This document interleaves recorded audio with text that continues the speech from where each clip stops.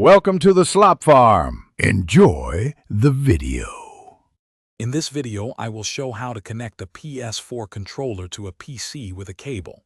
First, grab a standard micro USB cable. Plug one end into the small port on the top of your PS4 controller and the other end into any open USB port on your computer. Make sure both connections are firm. You should feel a slight vibration from the controller, confirming the physical link is established and ready for the next step. Once physically connected, your PC's operating system, typically Windows, will automatically detect the new hardware. It will then proceed to install the necessary drivers without any manual input from you.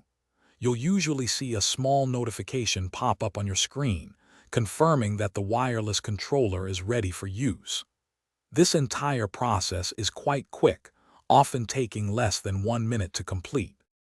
To ensure your PS4 controller is fully recognized and functioning correctly, it's a good idea to verify its status.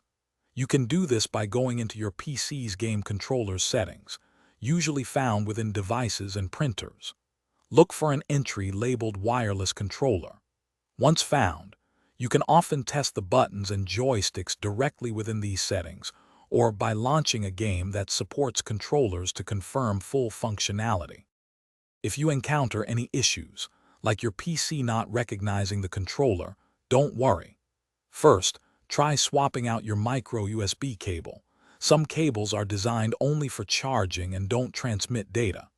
Next, try plugging the controller into a different USB port on your computer, perhaps a USB 3.0 port if available.